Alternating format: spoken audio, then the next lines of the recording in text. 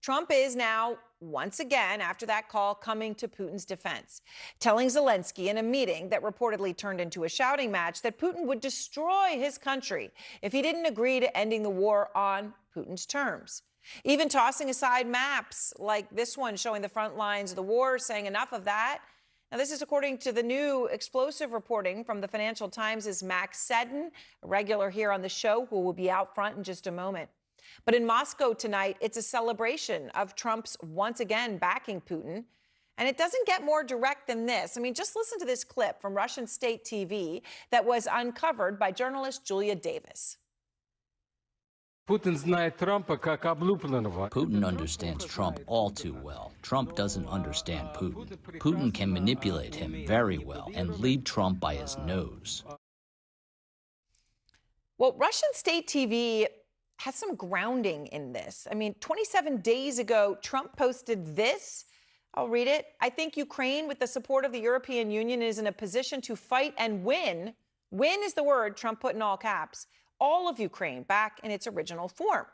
Well, that shocked the world because it was an about face. But I mean, all of Ukraine, its original form, that's Donbass, that's Luhansk, that's Crimea, it's all of it. And headlines blared, calling it a sudden and major shift. But now, once again, the 180 of Trump saying he didn't say what he said. Because when he was asked today about that exact post saying win all of Ukraine back, here's what he said. Well, they could.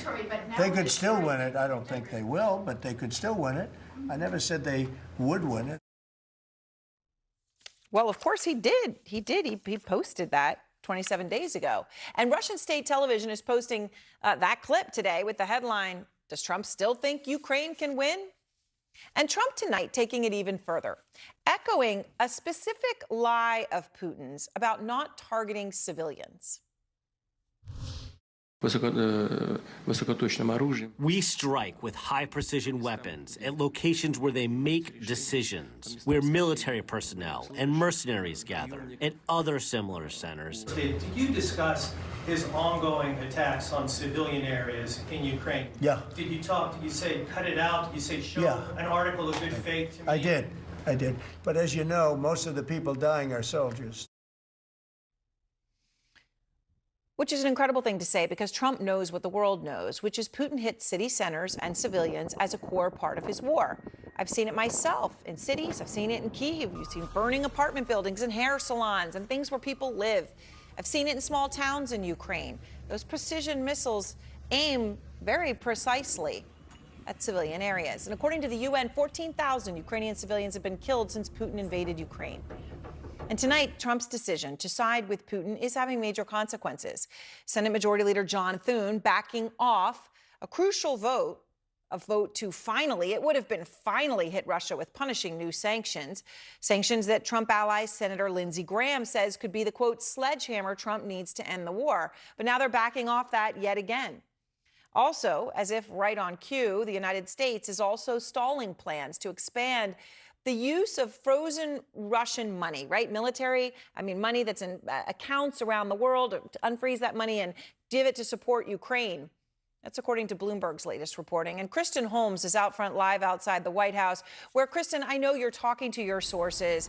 It is incredible, the 180 pendulum on this and how consistent it is that you can say when Trump says one thing, you know he most likely will say the opposite within days. Why is he backing away from what he said now? Yeah, I mean, look, I think that there's a couple of things going on that we need to watch pretty carefully. And I'm sorry, I'm going to take my earpiece out here because I can hear myself in it. We know that President Trump, when he believes that there is a deal on the precipice, that he ends up backing away from any kind of punishment for Russia or for Putin. We've seen this time and time again. The fact that he'll say there's sanctions, he'll say he's frustrated, then he has a conversation with Putin, and the next thing you know, they're putting everything on the table, they're tabling everything, essentially to to try and get a deal. But of course, the question remains, when does that stop? Because at this point, again, and I know we talked about this on Friday, we're talking about it again now, it is unclear what they believe they can get out of a second one-on-one meeting with just Putin and Trump when they already had one in Alaska and really nothing came out of it. Now, I will note that they do seem to be doing some preparation for this meeting in a way that we didn't see them doing for Alaska. We know that the Secretary of State has talked on the phone with his counterpart, Sergei Lavrov, trying to kind of lay the groundwork as they move forward. They didn't do any of that when it came to Alaska. But these are raising a lot of questions here as to what exactly is going to happen. And we keep saying that this is the most important thing to President Trump, but it seems clear that Putin has gotten in his ear, or at least gotten his ear after that 2.5-hour long phone call. And I will note, it's not just about land concessions. It's not just about Ukraine and what they're doing. It's also about this idea of tomahawks. We know that Putin essentially convinced President Trump not to give over the tomahawks to Zelensky. So this has been going on for quite some time. There's a lot of people raising questions as to when is enough enough. All right. Well, Kristen, thank you very much. And as you pointed out, the tomahawks, right? It was sort of they were going to be a go, and then all of a sudden, no, after that 2.5-hour call between Trump and Putin. Max Seddon is out front now, as promised. He is the Moscow bureau chief for the Financial Times. He broke that story about what really happened between Trump and Zelensky behind closed doors. And also with us, Seth Jones, deep experience in the intelligence and military community. And I know, Seth, you spoke with Zelensky right after his meeting with Trump. So both of you can give us this crucial insight of what happened in that room, which matters to the world. Max, you broke the story about the tension and the frustration in that room. How bad did it get between Trump and Zelensky in the meeting?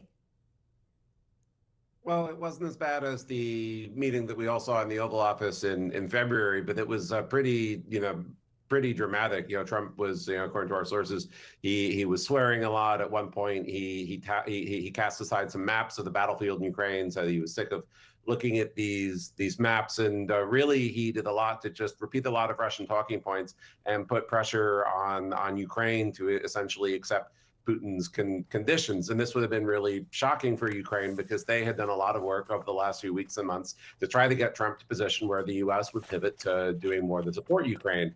And one call from Putin seems to have been all that it took for Trump to go against things that he said weeks ago. He said that Russia's economy was a paper tiger, and then on Friday he said that to Zelensky that it was doing great. He said that Russia was going to win on the battlefield, which, as you pointed out, less than a month ago he said that it looked like Ukraine was going to win.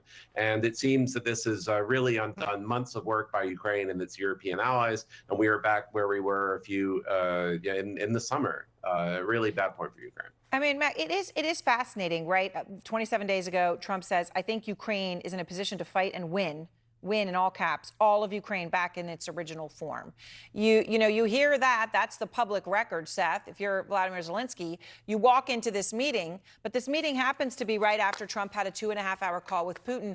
And so, it's a complete about face. I know you talked to Zelensky after the meeting. What did he say to you? Well, Aaron, actually what was interesting is President Zelensky, after the meeting with President Trump, as he said to me and a few others, he also spoke to European leaders, so he was gauging their views as well. I think one of the biggest frustrations, frankly, for President Zelensky, the Ukrainian government, and the Europeans, as well as, I'm sure, a number of folks in the U.S. government, is it is not clear what the U.S. strategy is right now. There's just a lot of swinging back and forth about who's winning, what types of aid the U.S. is going to provide. It makes it very difficult to predict. So going into meetings in Budapest, it is not clear, again, what the U.S. positions are on any meaningful issue because they're changing day to day, month to month, and week to week. And the Ukrainians had discussions with the U.S. about the Tomahawks, which would be useful for targeting Russian military assets beyond where the Ukrainians can target right now. And then the U.S. president got cold feet, concerned about escalation.